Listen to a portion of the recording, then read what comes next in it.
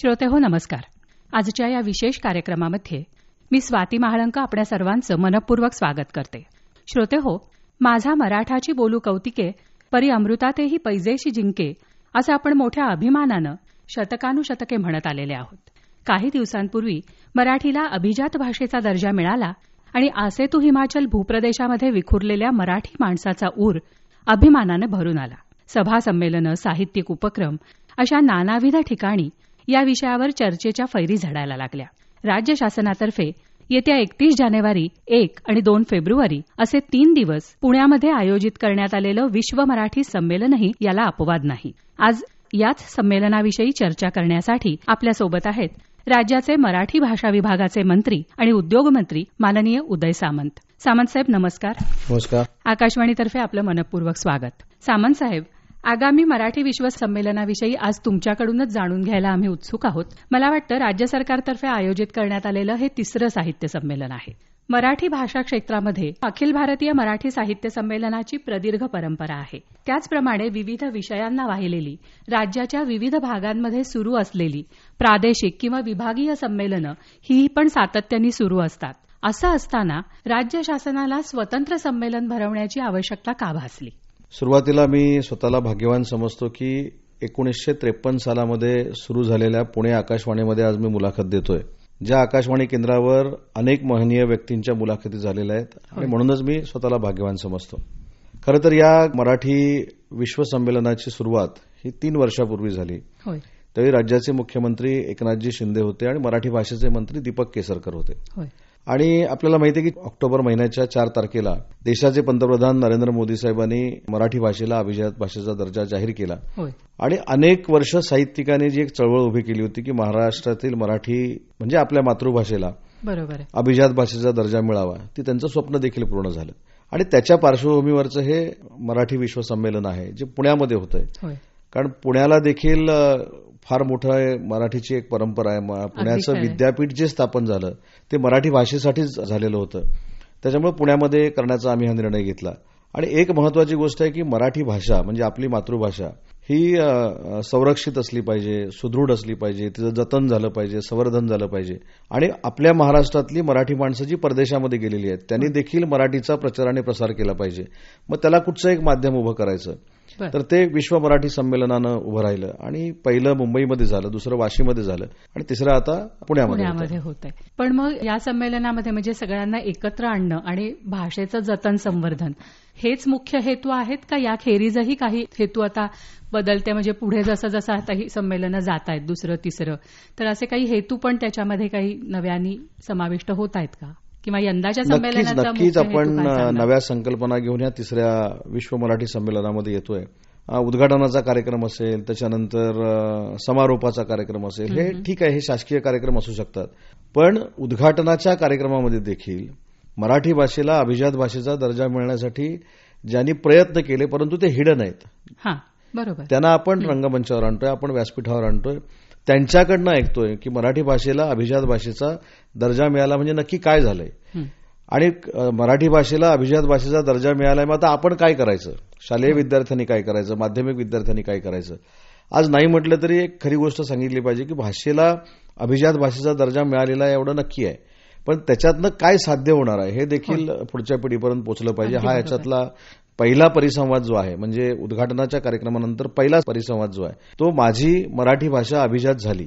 मग हे कोण बोलणार आहे त्याच्यावर? तर ज्यांनी अभिजात भाषेसाठी प्रयत्न केला ते सगळे मराठीवर थोडक्यात मास्टरी असणारे, मराठीवर मोठ्या पद्धतीनं अभ्यास केलेले आणि मराठी भाषेला अभिजात भाषेचा दर्जा मिळावा म्हणून आम्ही एक त्याला आपण पाठपुरावा समिती म्हणतो ती देखील केलेली होती. असे सगळे एकत्र येऊन पहिला तो परिसंवाद आहे. आणि म्हणून मला असं वाटतं की मराठी भाषेला अभिजात भाषेचा दर्जा मिळालाय म्हणजे नक्की काय झालेलं आहे, प्राकृतला मिळालाय म्हणजे नक्की काय झालंय. आज आपण फक्त मराठी भाषेलाच अभिजात भाषेचा दर्जा मिळालाय म्हणून आनंद व्यक्त करतोय. तर माझं मत असं आहे, माझा जो काही थोडाफार अभ्यास आहे, प्राकृतला देखील अभिजात भाषेचा दर्जा मिळाला, हा आनंद देखील महाराष्ट्रातल्या लोकांनी साजरा केला पाहिजे. आणि म्हणून आम्ही केंद्र शासनाकडे भूमिका मांडली की आम्हाला मराठीचा तर अभिमान आहेच, ती आमची मातृभाषा आहे, पण काही ठिकाणी प्राकृतचा देखील आमच्याकडे वापर झालेला आहे. त्याच्यामुळे मराठीचा निधी आम्हाला देत असताना प्राकृतचा देखील आम्हाला निधी द्या अशा पद्धतीची आम्ही केंद्र शासनाकडे मागणी केली आणि त्याला तत्वतः मान्यता देखील मिळाली. आणि म्हणून मला असं वाटतं की प्रत्येक ठिकाणी महाराष्ट्राच्या कानाकोपऱ्यामध्ये मातृभाषा असली पाहिजे, तिचा सन्मान झाला पाहिजे, यासाठी ही विश्व मराठी संमेलनाची संकल्पना आहे. बर, मग ह्या वर्षीच्या ह्याचं मुख्य सूत्र काय आहे? म्हणजे अभिजात मराठी भाषा हेच सूत्र आहे का आणखी काही नक्की? अभिजात भाषेला म्हणजे मराठी भाषेला अभिजात भाषेचा दर्जा मिळाला हे तर आहेच, परंतु अनेक ह्याच्यामधले जे अंग आहेत त्याला आपण स्पर्श केलेला आहे. म्हणजे उदाहरणार्थ मराठी भाषा आणि प्रसार माध्यमे, मराठी भाषा आणि नवे आणि जुने कवी, मराठी भाषा आणि स्त्री साहित्य, विज्ञान तंत्रज्ञानामधला मराठी भाषेचा वापर, प्रशासकीय यंत्रणेमधला मराठीचा वापर, युवा वर्गामधला मराठीचा वापर, संत साहित्यामधला मराठीचा वापर, बाल साहित्यामधला मराठीचा वापर, असं मला असं वाटतं की सगळ्यांना विश्वासात घेऊन, म्हणजे आज शासन जरी याच्यामध्ये पुढाकार घेत असला तरी सगळ्यांना विश्वासात घेऊन करण्याचा प्रयत्न आम्ही शासन म्हणून केलेला आहे, माझ्या अधिकाऱ्यांनी देखील केलेला आहे. आणि म्हणून मला असं वाटतं की बाल साहित्य, युवा साहित्य, स्त्री साहित्य, संत साहित्यापासून जेवढी मराठी भाषेमध्ये अंग आहेत त्या प्रत्येक अंगावर आपण परिसंवाद ठेवलेला आहे. आणि एक ह्याच्यामध्ये थोडी आपण उपाययोजना अशी केलेली आहे की आपल्याला देखील माहिती आहे की संमेलन झाल्यानंतर, उद्घाटनाचा समारंभ झाल्यानंतर फक्त खुर्च्या असतात, तर या संमेलनामध्ये तुम्हाला बघायला मिळेल की ऐकणारे त्याच्यामध्ये असतील आणि ऐकणारी युवा पिढी असेल, मुलं मुली असतील. आमचे 3 रंगमंच आहेत, व्यासपीठ आहेत, त्या तिन्ही व्यासपीठावर मोठ्या संख्येनं मुलं श्रोते म्हणून असतील. काही शाळांना आम्ही सांगितलेलं आहे, काही प्रायव्हेट युनिव्हर्सिटींना आम्ही विनंती केलेली आहे.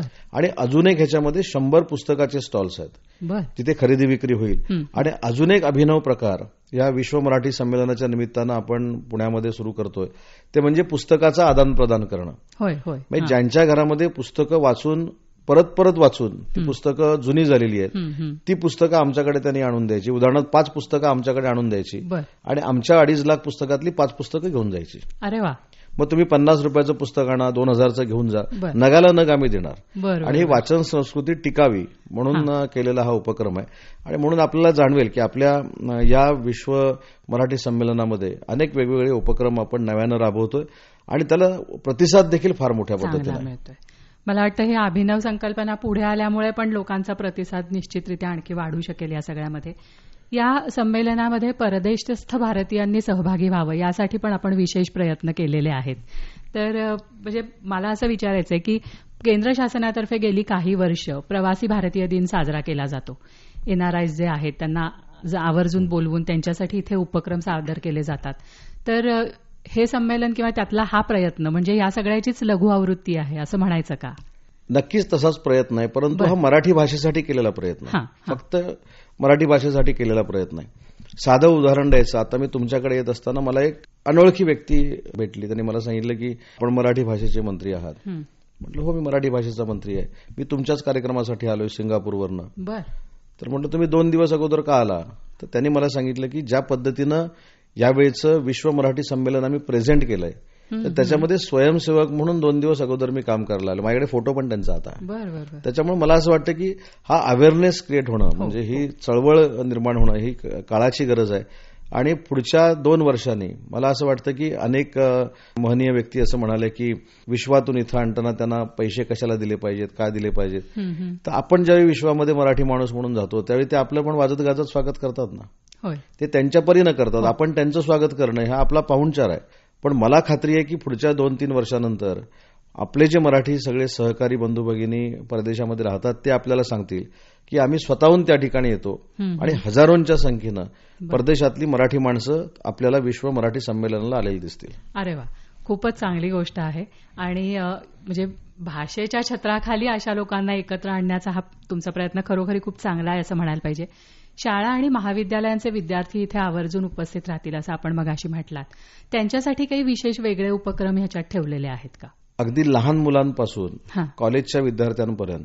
साधं उदाहरण, एआयचा वापर मराठीतून कसं करायचा, मोबाईल वापरायचा की नाही, मोबाईलमुळे फायदा आहे की तोटा आहे, हे कदाचित कॉलेजच्या विद्यार्थ्यांना अगोदर सांगायच्या अगोदर आम्ही लहान मुलांना सांगू, अशा पद्धतीचे कार्यक्रम आहेत.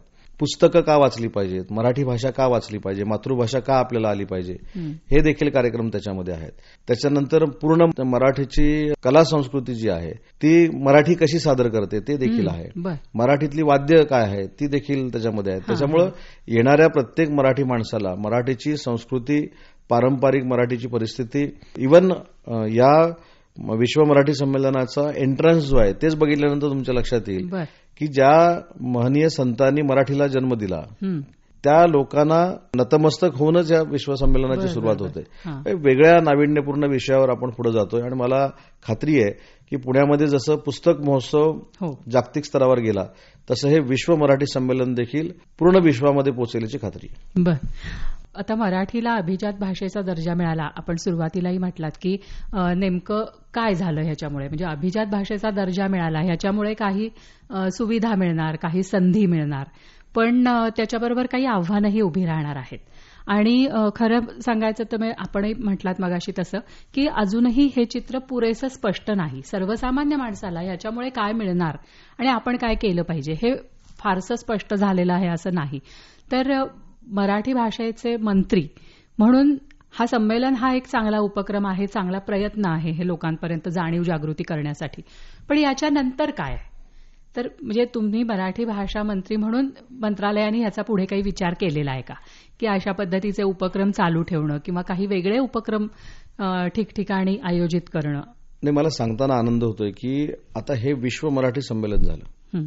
मराठी साहित्य संमेलनाला देखील फंडिंग माझाच विभाग करतो. होय. युवा साहित्य संमेलन, महिला साहित्य संमेलन आणि बाल साहित्य संमेलन अशी संकल्पना घेऊन देखील भविष्यामध्ये मराठी भाषा अजून आहे त्याच्यापेक्षा तिचं जतन संवर्धन करण्यासाठी आपण काम करणार आहोत. आणि महत्वाची गोष्ट सांगतो की आपला जो सीमा भाग आहे त्या सीमा भागामध्ये जे मराठी भाषिक आहेत त्यांना मराठी येते पण त्यांना पुस्तकं मिळायला अडचण होते, त्यांच्या ग्रंथालयामध्ये पुस्तकं नसतात, त्यांच्यावर अन्याय होतो. हा राजकीय शब्द नाही पण होतो. तर अशी जी 800-850 गावं आहेत तिथं देखील मराठीचं संवर्धन करण्याचा प्लॅन पुढच्या महिन्याभरामध्ये आमच्या विभागाकडनं बनवला जाईल. तिथं ग्रंथालय सुरू केली जातील, त्यांना पुस्तकं दिली जातील, तिथं मराठी ग्रंथालय जे आहेत त्यांना आम्ही अनुदान देऊ, तिथल्या संस्थांना आम्ही अनुदान देऊ. आणि म्हणून हे संमेलन संपलं म्हणजे आमची जबाबदारी संपली नाही, उलट जबाबदारी वाढली. इव्हन जगभरामध्ये आमची 17 बृहन मराठी मंडळ आहेत. तुम्हाला संमेलनामध्ये लक्षात येईल मी माझ्या विभागाला सांगितलं की आपण गेले 3 वर्ष फक्त 17 करतोय, पुढे जाणार आहोत की नाही, तर आम्ही आज त्याच्यामध्ये 10 वाढवली. आता 17ची आमची 27 बृहन मराठी मंडळ होतील ज्यांना आम्ही दर्जा देऊ शासनाचा आमचा प्रतिनिधी मराठी भाषेचा म्हणून दर्जा देऊ. म्हणजे तिथल्या तो मराठी उद्योजकाबरोबर बोलू शकेल, तिथल्या एम्बॅसी बरोबर आमचा प्रतिनिधी म्हणून बोलू शकेल. आणि खऱ्या अर्थानं महाराष्ट्रातल्या पालकांची मुलं परदेशामध्ये मराठी बोलली पाहिजेत हे मान्य आहे मला, त्याच्यासाठी मराठी भाषेचा आपण उपयोग करूच. पण ज्यावेळी वेस्ट इंडिजमधली 5 मुलं ही आपली मराठी बोलतील, युके मधली 5 मुलं ही नव्यानं मराठी बोलतील, जसं आपण एक फॅशन असं म्हणणार नाही पण जर्मनी शिकतो, तसं मराठी देखील जगातल्या काही संबंध नसलेल्या माणसानं मराठी शिकली पाहिजे म्हणजे मराठीचा खऱ्या अर्थानं प्रचार होईल. तर ह्या सगळ्या भूमिका घेऊन आम्ही पुढे जातोय आणि मला असं वाटतं की सगळ्यांनी आम्ही जर सांघिक काम केलं तर त्याच्यामध्ये आम्ही यशस्वी नक्की होऊ. खूप चांगला आणि महत्वाकांक्षी योजना आहेत साहेब आपल्या.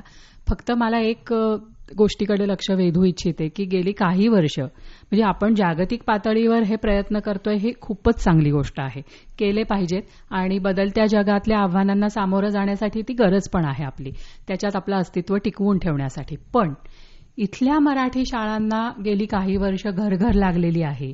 इथल्या जादा शिक्षकांचे प्रश्न म्हणजे अनेक ठिकाणी शिक्षक वर्गामध्ये अनास्था दिसते की आमच्या जर मागण्यांची कुणी दखलच घेत नाहीये तर मग आम्ही काय करायचं, आम्हाला भविष्य काय. तर हे जे आहे आपल्या राज्यातलं चित्र हे बदलण्याच्या दृष्टीने काही ठोस उपाययोजना किंवा विचार आपण केलेला आहे का किंवा करणार आहात? यामध्ये शालेय शिक्षण विभाग काम करतो किंवा महानगरपालिकेमध्ये नगर विकास विभाग काम करतो. पण एक कार्यकर्ता म्हणून माझी भूमिका अशी आहे की ज्यावेळी आपण प्रायव्हेट शाळेमध्ये मुलं घालतो त्यावेळी त्यांचं इन्फ्रास्ट्रक्चर, त्यांची शिकवण्याची पद्धत अशी जर तुम्ही मराठी शाळांमध्ये जरी आणली तरी तिथं प्रायव्हेट शाळांपेक्षा विद्यार्थी असू शकतात. हे उदाहरण माझ्या स्वतःच्या मतदारसंघामध्ये आहे. एका मराठी शाळेमध्ये आजही दामले नावाचं विद्यालय आहे, त्या शाळेमध्ये पहिलीच्या वर्गामध्ये 200 ऍडमिशन आजही होतात, पण प्रायव्हेटकडे जात नाहीत. आज सगळी संख्या जर बघितली 10वी पर्यंतची तर 1400 मुलांची संख्या आहे. तर अशा शाळा आहेत ना. इन्फ्रास्ट्रक्चर तुम्ही चांगलं दिलं, शिक्षण जर चांगलं दिलं आणि इंग्लिश हा चांगला शिकवणारा शिक्षक त्या ठिकाणी असेल, इंटरनॅशनल लँग्वेज म्हणून, तर मातृभाषा शिकायला मुलं येतात. ह्याचं उदाहरण माझ्या मतदारसंघामध्ये आहे. त्याच्यामुळे तुम्ही सांगितलेली एक वस्तुस्थिती खरी आहे की शिक्षकांच्या योग्य असलेल्या मागण्या आणि पटसंख्या ही जर आम्ही चांगल्या पद्धतीनं मेंटेन करू शकलो तर मराठी भाषा या मुलांपर्यंत देखील पोहोचू शकते. नक्की पोहोचू शकते. आता ह्या संमेलनामध्ये आपण विषय काय काय आहेत, कार्यक्रम काय आहेत हे सांगितलं. अनेक मान्यवरही याच्यात सहभागी होणार आहेत, त्यांच्याविषयी पण थोडं सांगा. नाही, अनेक मान्यवर आहेत. यावर्षीपासून सगळ्यात सिनियर मराठी भाषा ज्यांनी सातासमुद्रापलीकडे पोहोचवली, त्यांचं साहित्य सातासमुद्रापलीकडे आहे, असा एक साहित्य भूषण पुरस्कार आपण सुरू करतोय. अरे वा. तो मधु मंगेश कर्णिकांना देतोय. आणि मराठी माणसानं तरुणपणी कला क्षेत्रामध्ये असेल, कवितांच्या क्षेत्रामध्ये असेल, ऍक्टिंग क्षेत्रामध्ये जाऊन हिंदीतली सेलिब्रिटी असताना देखील मराठी वाढवण्याचा प्रयत्न केला. अशा एका तरुण आर्टिस्टचा आपण म्हणजे रितेश देशमुखचा आपण सत्कार करतोय. नवीन 2 त्याच्यातनं हे करतोय.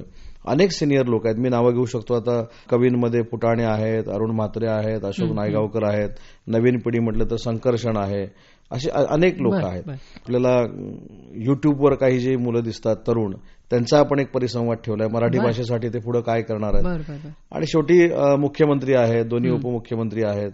आजच एक व्यंगचित्रकार म्हणून राजसाहेबांनी देखील याचं निमंत्रण स्वीकारलेलं आहे, ते देखील सांगता समारंभाला येत आहेत. त्याच्यामुळे सर्व लोकांना बरोबर घेऊन हा प्रयत्न केलेला आहे.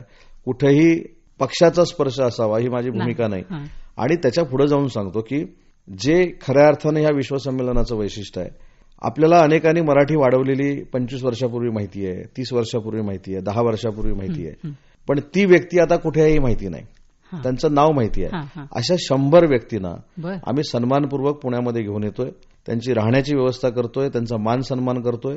कारण खऱ्या अर्थानं मराठी टिकवण्याचं काम आज जरी त्यांना कोण ओळखत नसलं किंवा आमची भावी पिढी ओळखत नसली तरी त्यांची ओळख ही विश्वाला व्हावी की या 100 लोकांनी खरी मराठी सुरुवात केली किंवा मराठीची पुस्तकं लिहिली, मराठीवर बोलायला सुरुवात केली. अशी 100 लोक आम्ही आणणं. त्याच्यात साहित्यिक आहेत, कवी आहेत, लेखक आहेत. कोण आहेत साधारण? म्हणजे अनेक मोठी यादी आहे, प्रचंड मोठी यादी आहे. आणि त्याच्यातनं आपण ती लोकांना पुढे घेऊन जातोय. आणि म्हणून मला असं वाटतं की सेलिब्रिटींचं अट्रॅक्शन तर आहेच, संगीतामध्ये देखील आम्ही भाग पाडलेले आहेत. म्हणजे महेश काळेला आणून भावगीतं, अभंग, त्याच्यानंतर भक्तिगीतं, नाट्यसंगीत, त्याच्यानंतर ऐतिहासिक म्हणजे काही देखावे दाखवले जातात, पण आम्ही त्यांना विषय दिलाय की त्याच्यामध्ये रामदास स्वामी असतील, नामदेव असतील, बहिणाबाई असतील, ज्ञानेश्वर असतील, हा सगळा इतिहास त्याच्यामध्ये मराठी दिसली पाहिजे. आणि आधुनिक संगीतमध्ये देखील अवधूत गुप्ते आहे, त्याच्यानंतर स्वप्नील बांदोडकर आहे, वैशाली सामंत आहे, ह्यांनी आधुनिक संगीत दाखवलं पाहिजे. त्याच्यामुळे पूर्ण मराठीचा बेस धरून आपण हे विश्व संमेलन करतोय. आणि माझं आपल्यामार्फतच पुणेकरांना आणि महाराष्ट्रातल्या मराठीवर प्रेम असणाऱ्या सगळ्या जनतेला आवाहन करायचं आहे की मोठ्या संख्येनं या विश्व संमेलनाला आपण प्रतिसाद द्यावा. अरे वा, खूपच छान. तर श्रोते हो, पुण्यामध्ये महाराष्ट्र राज्य शासनातर्फे आयोजित करण्यात येत असलेल्या आगामी विश्व मराठी संमेलनाविषयी मराठी भाषा विभागाचे मंत्री माननीय उदय सामंत यांनी आता आपल्याला सविस्तर माहिती दिली. या सारस्वताच्या सोहळ्यामध्ये सर्व वयोगटातल्या साहित्यप्रेमी रसिकांसाठी कार्यक्रम आणि उपक्रमांची रेलचेल आहे, हे या चर्चेनंतर आपल्या सगळ्यांच्याही लक्षात आलं असेल. त्यामुळे या महोत्सवाला अवश्य भेट द्या, त्यामध्ये सहभागी व्हा आणि माय मराठीची ध्वजा अभिमानानं फडकत ठेवण्यासाठी निश्चितपणे हातभार लावा, एवढंच या निमित्तानं आपल्या सर्वांना सांगणं आहे. सामंत साहेब, आपण आपल्या व्यग्र दिनक्रमातनं वेळात वेळ काढून आज इथे आलात आणि आमच्या श्रोत्यांशी मनमोकळेपणाने संवाद साधलात, त्याबद्दल आकाशवाणीच्या वतीने आपले मनपूर्वक आभार मानते. नमस्कार. धन्यवाद.